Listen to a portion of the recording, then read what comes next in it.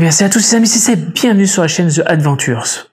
Aujourd'hui, nous allons vivre ensemble ma plus belle expérience paranormale. Mais avant tout, n'oublie pas déjà de lâcher le petit pouce bleu, de vous abonner et d'activer la petite cloche de notification. Donc on va rentrer direct dans le vif du sujet. À la base, on était parti avec Jordan, enquêter au musée de Papy Gardien. De là, il y a Romy et Richard et le père de Romy. Ils commencent à nous expliquer quelques petites anecdotes et tout bien sympathiques sur les lieux abandonnés et tout. Et Romy et son père nous parlent d'un château particulièrement qui a attiré leur attention, même s'ils sont pas croyants du tout, s'ils croient pas aux entités et tout. Ils sont très sceptiques, on va dire. De là, ils se mettent à nous parler que voilà, ils ont été dans le château, ils ont fait des petites photos et tout, et ils se sentaient épiés. Mais voilà, ça a pas trop tiqué. En partant, le père Romy, il fait une photo de l'extérieur avec toute la façade. À savoir que le bâtiment, au jour d'aujourd'hui, il n'y a plus de vitres, tout a été cassé, délabré. Il rentre dans la maison, il regarde la photo, et en regardant la photo, ils s'aperçoivent qu'ils voient une silhouette de fillette à l'étage. Mais il y avait un truc aussi qui les a encore plus troublés, c'est le fait que ils avaient trouvé une photo, la photo sur la fillette, et en la mettant côte à côte, ils se sont aperçus que c'était très ressemblant. Donc avec Jordan, on se dit, wow putain, ça pourrait être pas mal ça, franchement. À la rigueur, on va faire un petit tour, on dit, bon allez-y, nous chauffe et tout. On se dit, bon allez, on va aller voir, on va faire un petit tour. On y va sans matos, à la rigueur, on prend juste le K2 pour tâter le terrain. Donc avant tout, avant d'arriver sur place, voilà, je vais vous expliquer le truc. C'est un château qui a à peu près 200 ans. Et il y aurait eu plusieurs meurtres à l'intérieur. Au 19e siècle déjà, il y a eu une femme qui aurait tué sa fillette, peut-être l'entité a été photographiée. Et après, pendant la Seconde Guerre mondiale, il y a eu des résistants qui auraient été abattus à l'intérieur du château. Mais bon, sans trop, il n'y a pas trop de preuves, mais voilà, c'est ce qui a été dit, il y a un peu de trucs remontés des archives. Et un des propriétaires serait enterré dans le jardin du château. Donc déjà, on dit, putain, sacrée anecdote. Donc il nous emmène, on prend la voiture. Et là, à cette époque-là où on avait été avec Jordan, il y avait la brume et tout, donc il commence à avoir une grosse brume qui s'épaissit avec un petit chemin. On voit la brume et tout dans le noir. C'est déjà l'ambiance super creepy. On se dit, c'est vraiment tout qui se réunit pour. On arrive au petit chemin, une petite barrière. On dit, bon, on se garde là, on peut pas aller plus loin. Il y a la barrière, on va faire le tour. Donc on fait le tour, on allume le K2. Je fais quelques petites photos de l'extérieur, hop, avec mon téléphone. Ils mettent leur téléphone au mode avion. Et moi, je dis, bon, je vais filmer un petit peu avec mon téléphone. Comme ça, au moins, on aura quand même, au cas où, une petite preuve. Donc on allume les K2. On se balade dans la maison, on fait le rez-de-chaussée, qui est assez délabré. Bon, voilà, il y a un peu des feuilles partout, comme vous savez, le lieu d'urbex, quoi, ou d'expo, où les gens viennent piller, surtout peut-être pour récupérer. Il y a toujours des caches, soi-disant. Donc voilà, donc bref, on va pas détailler trop le sujet. On se balade. On arrive dans une petite pièce sympathique avec un vieux fauteuil et le petit nounours. Et de là, les K2 commencent à faire des petites réactions. Tiens, voilà. On se dit, bon, on porte pas trop attention parce qu'on se dit, voilà, peut-être que c'est un champ électromagnétique. Ouais, ça s'allume un peu. Et là, on pose 2-3 petites questions. Est-ce qu'il y a quelqu'un ici? Si oui, approchez-vous de nos appareils. Donc, je vais vous montrer les appareils que j'avais. Moi, j'avais celui-ci. Non, il n'y a personne. Moi, j'avais celui-ci. Et en fait, regardez, je vais vous montrer de suite comme ça. Voilà, le téléphone, elle n'est pas en mode avion. Donc, il s'allume, normal. Il se déclenche comme ça, voilà. Il n'est pas très sensible, mais franchement, au téléphone, il marche très très bien. Donc il fait thermomètre et en même temps. Donc je passe en mode avion. Hop. Donc regardez. Il est passé en mode avion. Et terminé. Regardez. Voilà. Donc il n'y a pas de perturbation. Il est en mode avion. Hop. Regardez, il est en mode à l'envers. Il est en mode avion. Donc voilà, regardez. Hop. Absolument aucun déclenchement, voilà, vraiment peut-être si on le colle dessus, et encore, regardez. Voilà, je vous montre bien, hop. Il n'y a pas de déclenchement intempestif, voilà, celui-là n'est pas très sensible, voilà, ça peut déclencher uniquement si voilà l'écran est allumé, ou si le petit micro, voilà, peut-être là il y a les électroaimants, et voilà, donc pour prouver que un téléphone en mode avion ne déclenche quasiment jamais un K2 ou un détecteur de champ électromagnétique, sauf si on le colle malencontreusement dessus. Bon bref, moi je filmais comme ça, et à chaque fois il y a une distance minimale, regardez, voilà. On va dire il avait une distance au moins de 1 mètre avec moi parce que c'était Jordan qui tenait celui-là et Romy qui tenait l'autre. Donc on va revenir dans le truc. Voilà pour un petit truc du K2 avec les chants tous les blabla qu'on entend sur internet, voilà, ça déclenche. Si on est vraiment un câble, je pense. Bon bref, c'est pas grave. Donc là, voilà, on est sûr que c'est pas nos téléphones, leurs téléphones sont éteints, le mien est en mode avion, je filme. Ça se déclenche un petit peu, ça titille et tout. On commence à se dire, il y a peut-être quelque chose. Effectivement, peut-être qu'il y a l'entité de la fillette dont ils nous ont parlé, la photo qu'ils ont prise extérieure. Donc de là, on tourne un peu dans la maison. Quelques petits déclencheurs, mais sans plus. On se dit, voilà, peut-être que c'est les petits hasards. Aussi, ça peut arriver, les champs électromagnétiques naturels de la Terre.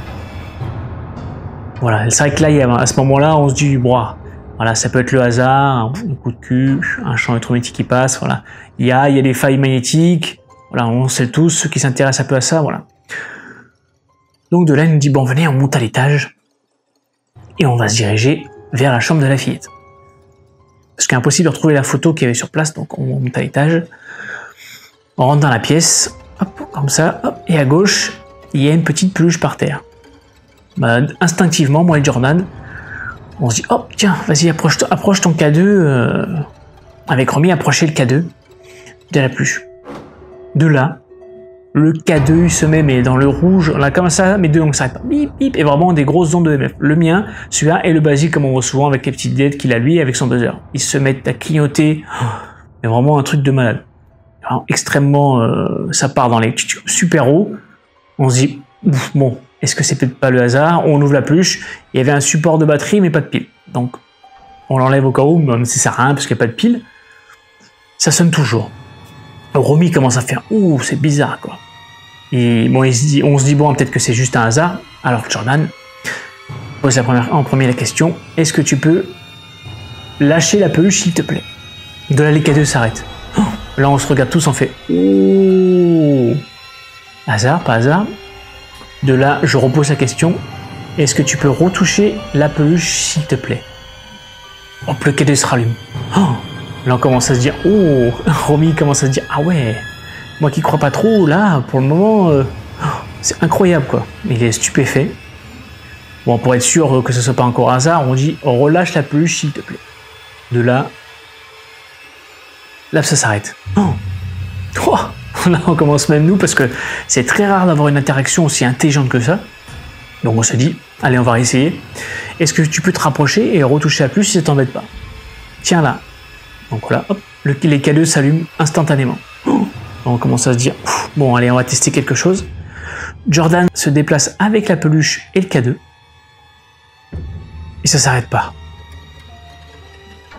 Hop, allez. Donc qu'est-ce qu'il fait? Il met la peluche d'un côté et il écarte le K2. Et de là, ça s'arrête. On se dit, c'est incroyable. Un truc phénoménal. Là, on est dans tous nos trucs.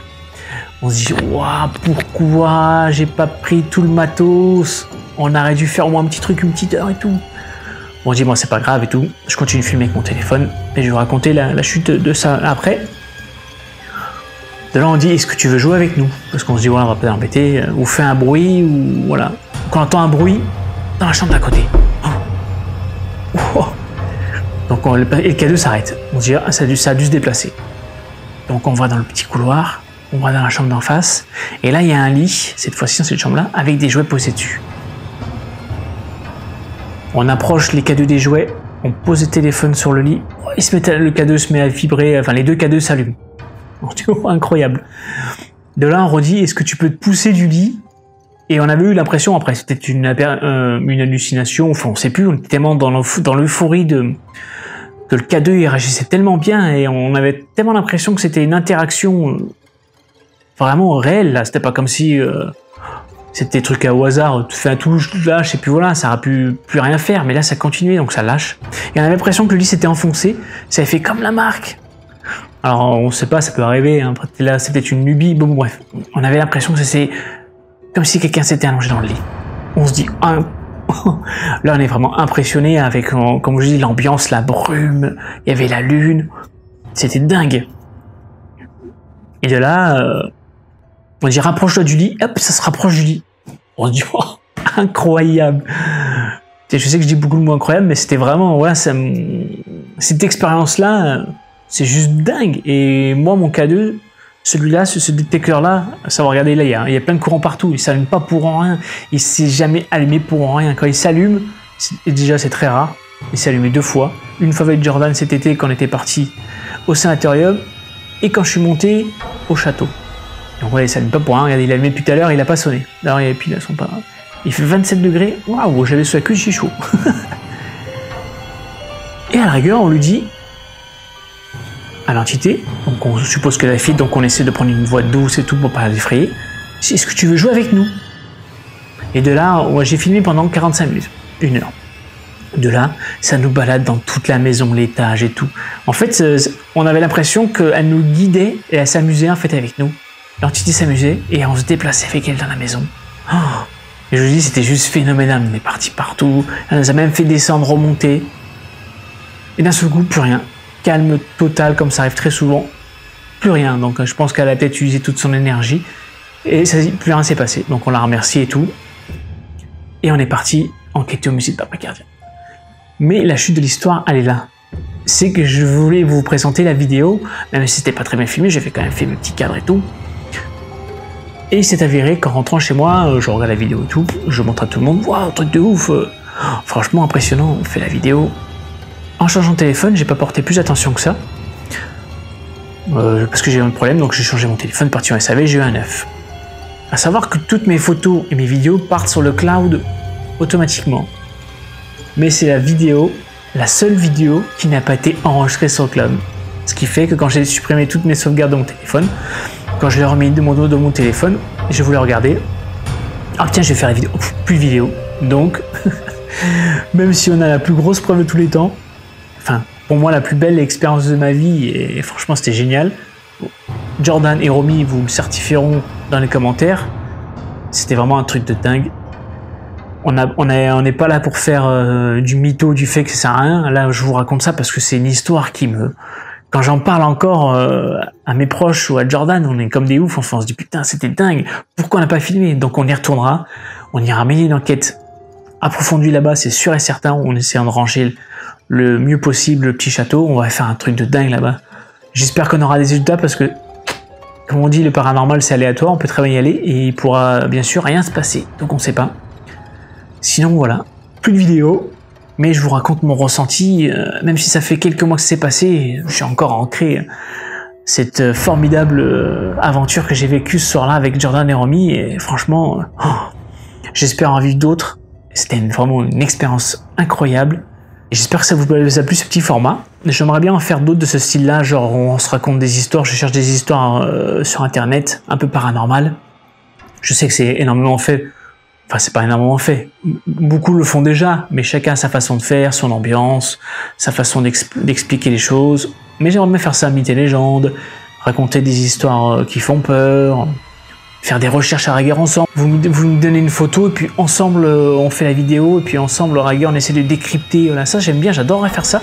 Et c'est vrai que, ouais, j'ai pas pris le temps, mais j'aimerais, en ces temps de confinement, je sais que c'est dur, pouvoir prendre un peu ce temps-là et faire ce genre de vidéos. Donc dans les commentaires, dites-moi si ça vous plairait.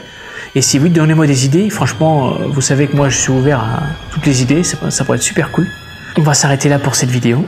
J'espère que ça vous a plu. Pensez à mettre un méga pouce bleu, à vous abonner et activer la petite cloche si ce n'est pas déjà fait, à me suivre sur Instagram et Twitter. Tout est dans la description. Moi, je vous dis à très bientôt pour de prochaines aventures. Ciao!